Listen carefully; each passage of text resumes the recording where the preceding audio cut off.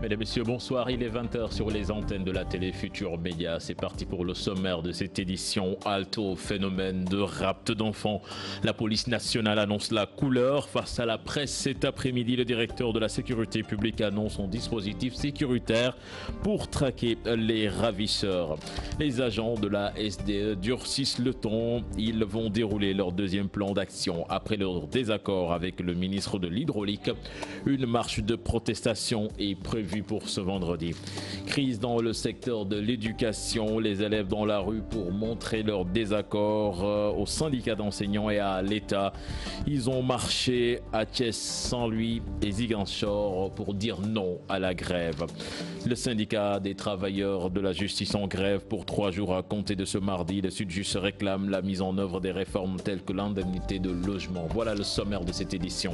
Dans quelques instants, le développement.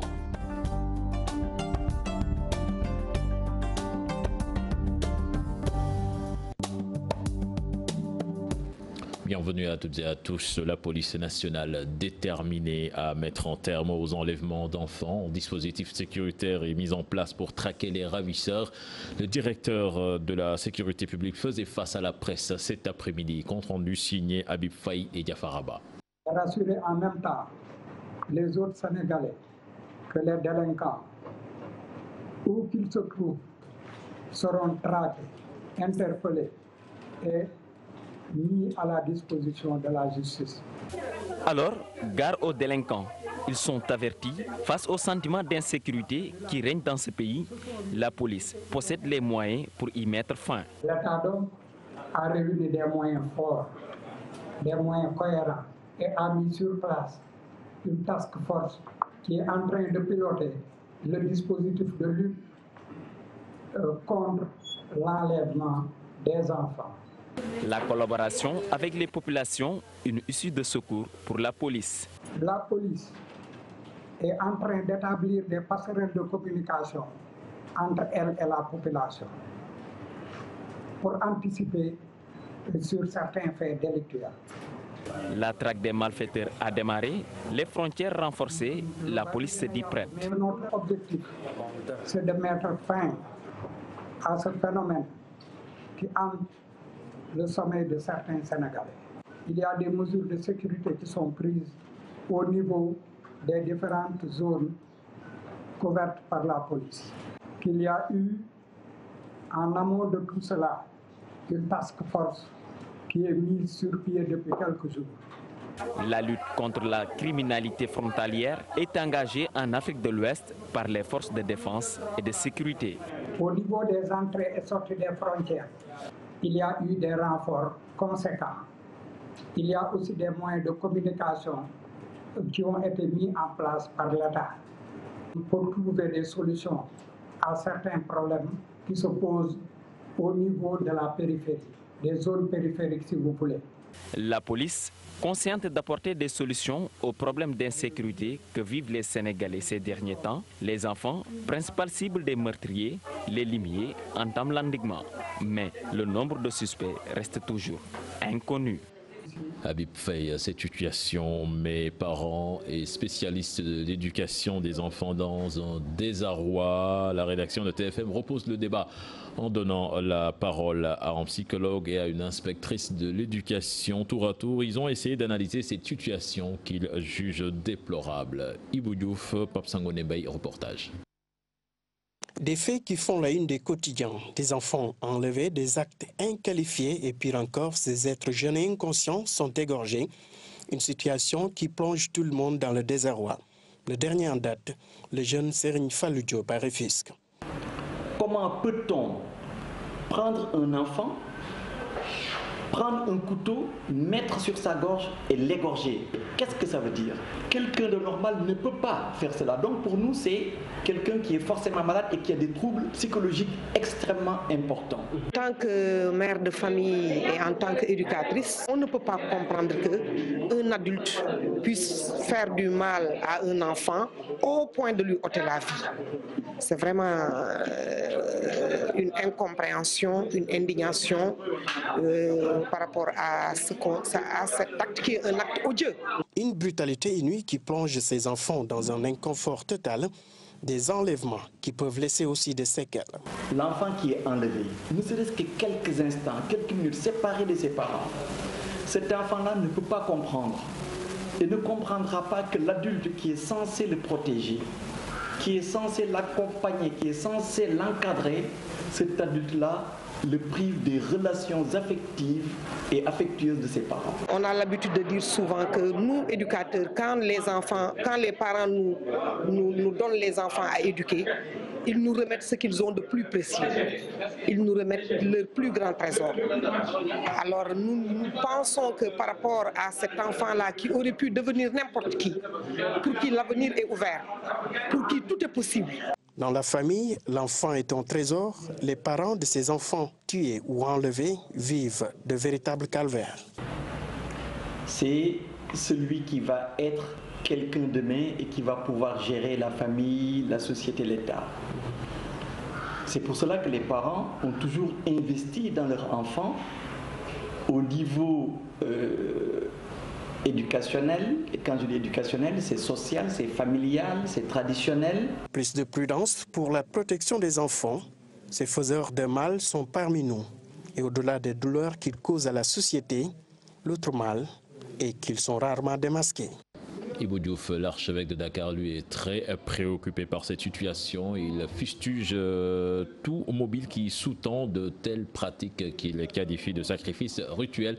Monseigneur Benjamin Ndiaye s'exprimait en marge des journées mondiales de la jeunesse catholique à Bodienne. Je vous propose de l'écouter au micro de Daniel Diouf et Ibou Sissé. Ne répandez pas de sang innocent, dit le prophète Jérémie. Quand je pense au rapt d'enfants, quand je pense aux sacrifices rituels que la presse locale a évoqués ces derniers temps, j'ai comme l'impression que ces paroles prophétiques nous sont directement adressées à nous aujourd'hui.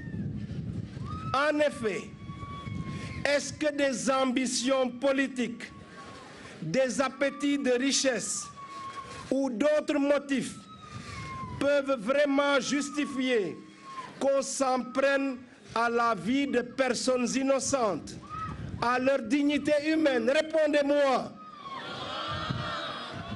Nous parlons de toute autre chose à présent avec les agents de la SDE qui déroulent un nouveau plan d'action après leur désaccord avec le ministère de l'Hydraulique. En assemblée générale cet après-midi, ces travailleurs exigent entre autres la revue à la hausse de leur part d'action. Ils annoncent une marche de protestation pour ce vendredi. Compte rendu signé Fatih Dian et Younous Diatta. Un désaccord entre la tutelle et ses agents de la SDE, un nouveau plan d'action. Une marche de protestation vendredi. Le plan d'action que nous avons élaboré a commencé par l'Assemblée générale d'aujourd'hui. Vendredi, normalement, il est prévu qu'on ait une marche de protestation qui va nous permettre de quitter ici pour aller à la direction générale de la SDA. La nouvelle réforme au cœur de cette Assemblée générale, Eliman Diouf et ses camarades expriment leur désaccord. Nous avons retenu avec eux une réunion, lors d'une réunion le 6 février passé. Et lors de cette réunion, nous avions regardé les différents points. Il y a des points sur lesquels la préservation des acquis, par exemple, c'était déjà dans la DAO qui sanctionnait le choix du nouveau repreneur. La conservation des travailleurs qui étaient en activité dans l'entreprise actuellement aussi était déjà consigné. Mais c'est sur la représentation des travailleurs dans le conseil d'administration que nous n'avons pas encore d'accord et sur le pourcentage des actions qui étaient allouées au personnel qui était de 5%. Nous demandions 15%. C'est sur ces grands points-là que nous avons un blocage. Ces agents déplorent l'attitude du ministre de l'Hydraulique. Nous avions déposé un mémorandum auprès du ministère de l'Hydraulique. Et c'est le ministère de l'Hydraulique qui pilote la réforme.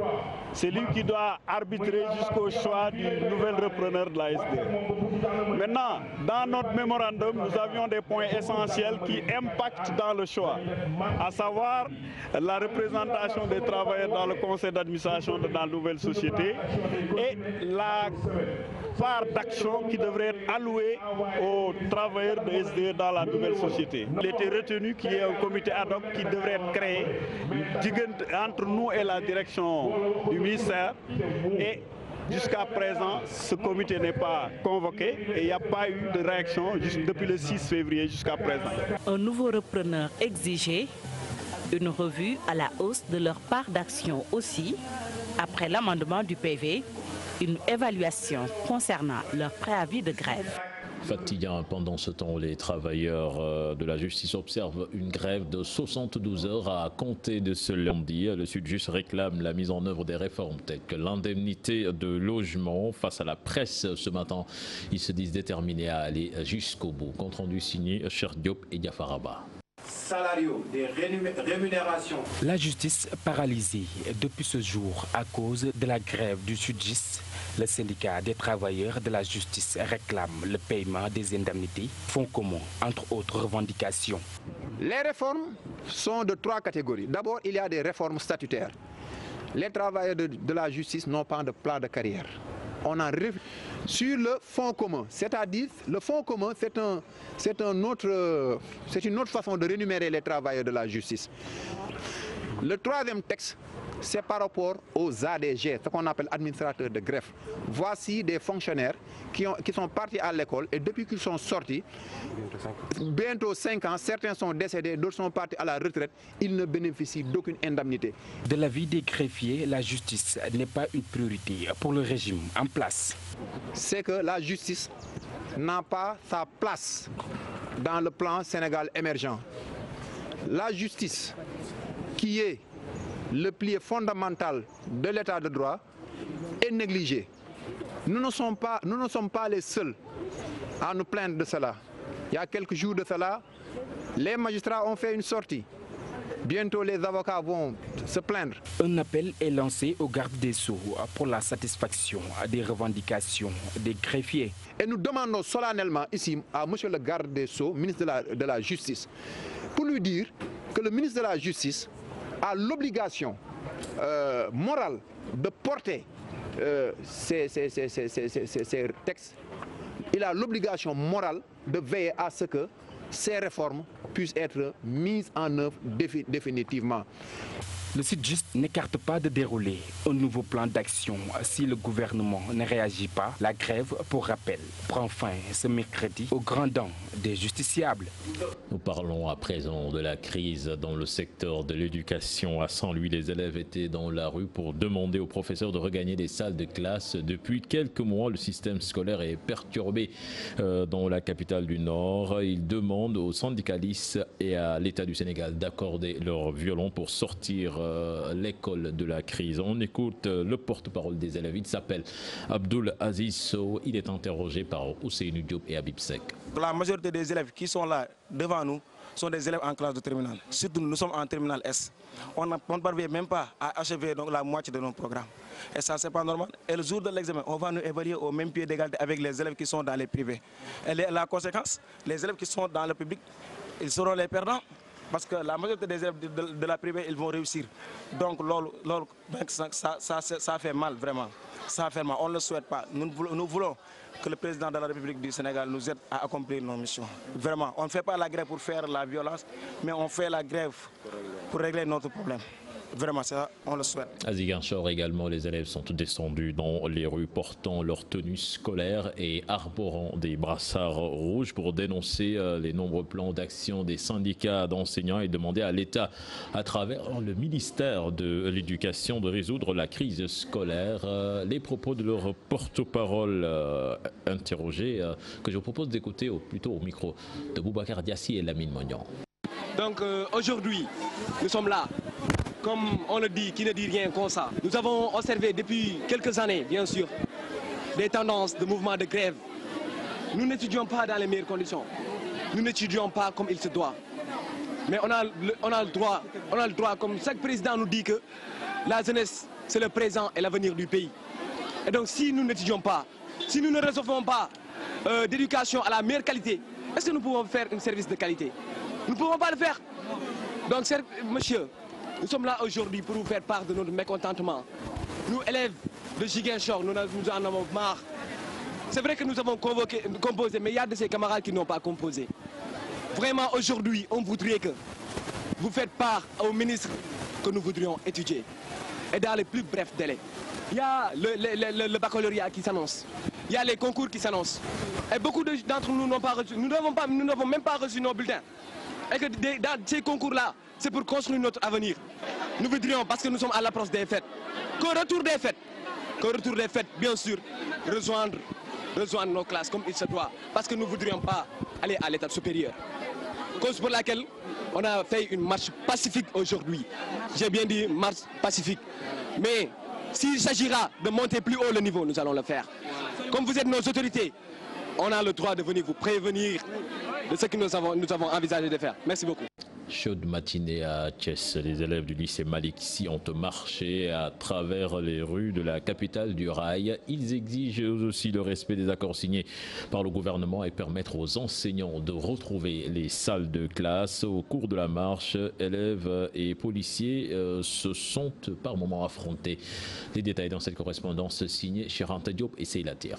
Tous dans la rue, les élèves du lycée Malick Sy de Thiès ont délogé leurs camarades des autres lycées et collèges de Thiès pour une marche de protestation. C'est en substance le cri de cœur lancé par les élèves à travers les rues de la capitale du rail. C'est que les professeurs sont toujours en grève. De ce fait, notre niveau d'études va rabaisser. Et nous interpellons à l'État sur ce pour qu'il puisse nous venir en aide. Nous voulons étudier, nous voulons retourner dans les classes. Nous n'avons pas encore reçu notre bulletin de notes. Et il y en a certains professeurs qui disent qu'il y aura lieu des des bulletins. Il y en a des élèves qui sont arrêtés au niveau de Malick Sy, ainsi de suite. Tout ça tourne autour de l'État. S'il y en a des professeurs en ce moment, ils font cours sans encore reçu leurs indemnités. Ils ont une part de responsabilité. Nous lui demandons de nous venir en aide sur cette situation. Nous voulons mettre fin à cela. Les élèves du lycée Malick Sy ont dirigé cette marche. Les forces de l'ordre informées se sont dépêchées sur les lieux. Il y a eu échange de jets de pierre et de grenades lacrymogènes. Un élève a été grièvement blessé. Il a été évacué à l'hôpital Amadou Sakhir Ndiéguène de Thiès.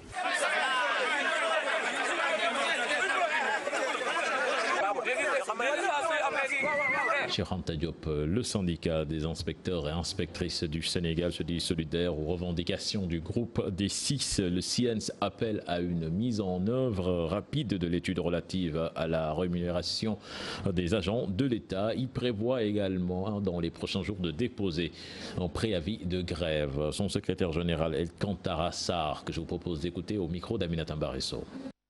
C'est pourquoi nous envisageons d'aller vers une commission administrative pour lire la situation à l'aune des dernières propositions du gouvernement et aussi pour inviter le gouvernement à ouvrir des concertations autour des conclusions de l'étude sur le système de rémunération. Et de nos autres préoccupations, nous allons vers une commission administrative qui va opérer une lecture de la situation et qui va dégager des perspectives. Et de ce point de vue, nous n'excluons pas le dépôt d'un préavis de grève pour être, disons, dans un cadre réglementaire qui nous permettrait de dire nos attentes par rapport au système indemnitaire et de dire aussi nos attentes par rapport à d'autres préoccupations qui nous sont spécifiques parce que nous avons eu des protocoles dans le passé et ces protocoles, nous les avons obtenus de manière assez singulière. Nous avons un protocole en 2014, un protocole en 2009. Nous n'avons jamais participé à un cadre.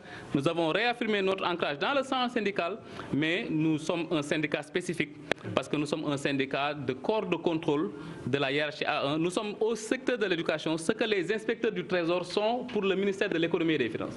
Autre aspect de l'actualité, la marche de l'Association des Sénégalais de Libye et la Fédération des Sénégalais de l'extérieur interdite par le préfet de Dakar. Il voulait protester contre la série de meurtres des Sénégalais de l'extérieur. Ses membres en ont profité pour inviter l'État à prendre de sérieuses mesures pour stopper cela. Là-dessus, nous écoutons Nyango Sek, député de la diaspora, au micro de Cheikh Diop.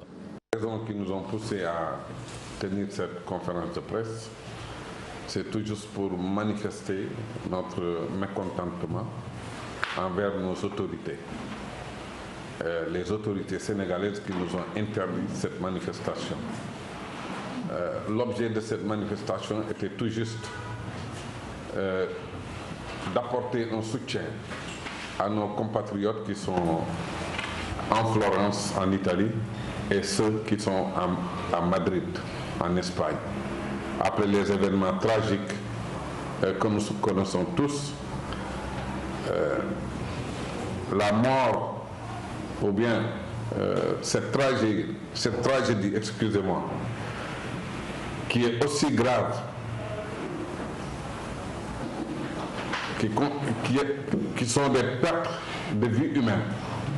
Je ne sais pas comment les qualifier, et les raisons, nous ne les savons pas. J'espère que notre diplomatie sera déployée pour enquêter encore une fois et suivre l'issue de ces événements tragiques en Italie comme en Espagne. Nous avions tenu à manifester devant les grilles de l'ambassade d'Italie à Dakar pour leur remettre un mémorandum et leur faire savoir que nous existons partout. Certes, l'Italie est notre terre d'accueil, mais nous sommes des Sénégalais et nous resterons des Sénégalais. Comme j'ai l'habitude de le dire, dans ce monde, il n'y a pas de frontières à un certain niveau. Et puis, à quelques jours du démarrage de la campagne de commercialisation de la patate douce prévue ce 1er avril, les producteurs de cette filière au niveau national se sont donné rendez-vous à Nit, dans le département de Dagana, pour déplorer l'utilisation de toutes sortes de sacs servant d'emballage pour une production de 150 000 tonnes attendue. L'utilisation de sacs uniformes vise à lutter contre leur exploitation par des commerçants qui passent par la surcharge pour casser les prix. Là-dessus, nous écoutons les explications de Maguette Thiam, secrétaire général de la filière de la patate douce, au micro de Seynou Diop. Donc on s'est rendu compte que en fait, ce sont les banabana, les commerçants, qui bénéficient plus que les producteurs eux-mêmes. Donc au lieu à l'endroit d'un sac de patates, ils te mettent 2 sacs de patates. Donc et pour un sac, même les gens qui viennent du Mali, ils seront tenus d'utiliser cet emballage-là pour véritablement commercialiser la patate. Moi, je crois que l'État doit nous appuyer pour que quand même ces mesures soient respectées. Parce que déjà, en termes de création d'emplois, un hectare peut te prendre banalement 130 personnes, 138. En termes de permanent et de temporel.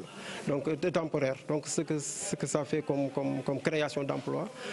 Donc ça mérite quand même un appui de l'État. Et je crois que les autorités ne vont pas en fait, ils vont participer pour nous appuyer quand même pour vraiment que ça soit effectif au niveau de tous les marchés. Et puis des produits impropres à la consommation d'une valeur de près de 3 millions de francs CFA ont été retirés du marché du Daka de Médina Gounass par des agents des services de l'État compétents en la matière. Des 10 produits ont fait l'objet d'une cérémonie d'incinération présidée par le sous-préfet de Bonkoto. Il s'appelle Bassiroudia. Je vous propose d'écouter au micro d'Abdoulaye Diallo.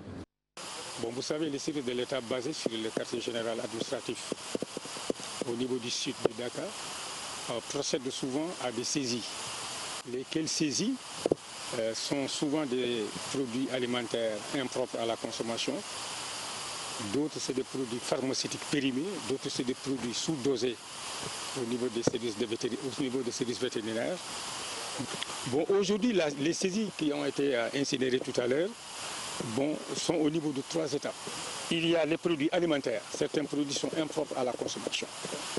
Nous venons de voir ce qui concerne par exemple les vinaigres. Il y a aussi les sachets de lait.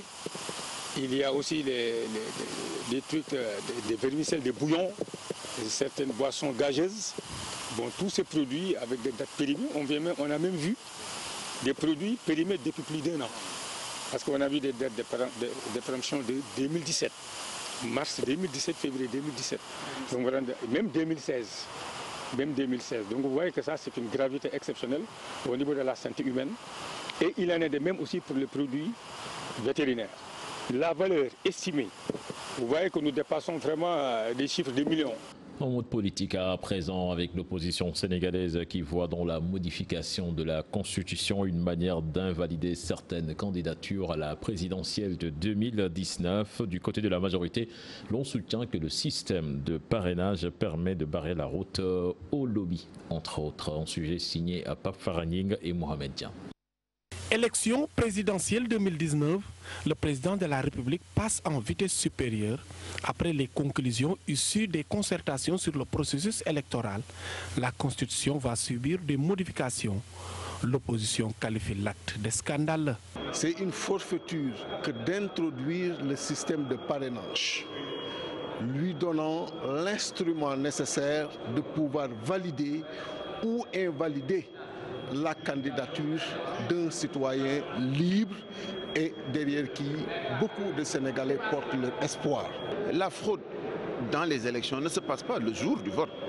C'est dans la convocation de dysfonctionnement, c'est dans la convocation de retard occasionné, orchestré, dans le ralentissement des acteurs politiques, dans le fait de diminuer la force de présence des uns et des autres et de se bonifier soi-même que l'on crée un déséquilibre. La majorité approuve la décision et estime que c'est un moyen pour éviter une pléthore de listes à l'élection présidentielle. Ce que nous avons vécu pour les locales de 2014, les législatives de 2017, moi je pourrais l'appeler un chahut organisé. C'est quelque chose de fondamental, de normal, c'est de renforcer la démocratie, de demander aux populations d'agir pour dire qu'effectivement nous acceptons que celui-là se présente pour quand même pour bénéficier du suffrage du peuple sénégalais.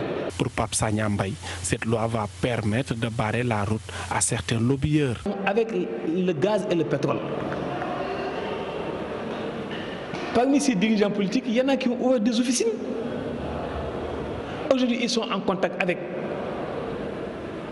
des lobbies à l'étranger. Ils sont en contact avec peut-être des Américains. Ils sont en contact avec des Libyens. Ils sont en contact avec des Polonais. L'opposition ne compte pas se laisser faire et avertit.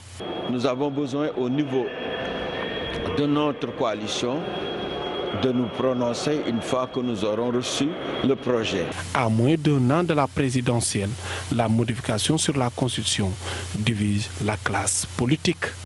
L'actualité internationale à présent qui nous mène en France, au Togo et au Niger, où le chef de l'État a décidé de conditionner les évacuations sanitaires à l'étranger des ministres et députés à la vie d'un hôpital général de référence. C'est avec Daniel Diouf. Au Niger, les évacuations sanitaires pour les ministres ne se font plus systématiquement. Le président Mahamadou Issoufou a tranché. Désormais, tout dossier médical d'évacuation sanitaire doit être soumis à l'avis préalable de l'hôpital général de référence qui indiquera la nécessité ou pas de faire recours aux hôpitaux à l'étranger. Dans Jeune Afrique, le président nigérien précise que pour montrer le bon exemple, il a été décidé que désormais les ministres et les députés ne feront l'objet d'évacuation aux frais de l'État que dans la mesure où les prestations concernées ne peuvent être fournies par l'hôpital général de référence.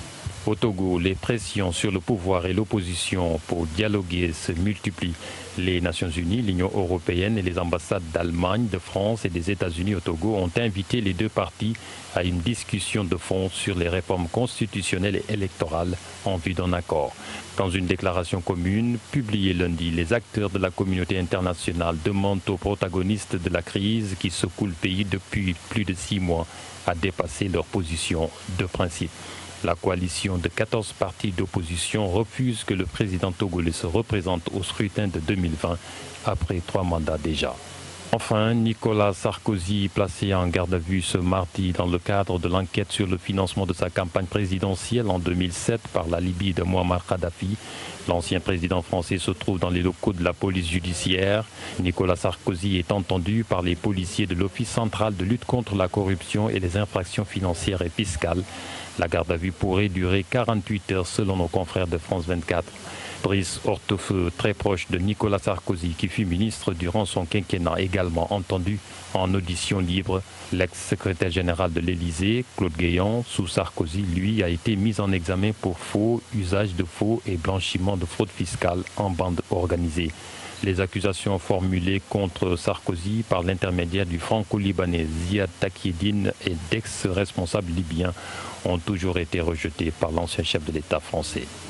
Et puis en monde de sport, avant de boucler cette édition, Eric Cantona au Sénégal, l'ancien attaquant des Bleus s'est prononcé sur le Sénégal. Qui dit-il a ses chances comme n'importe quelle équipe dans cette compétition qui est la Coupe du Monde.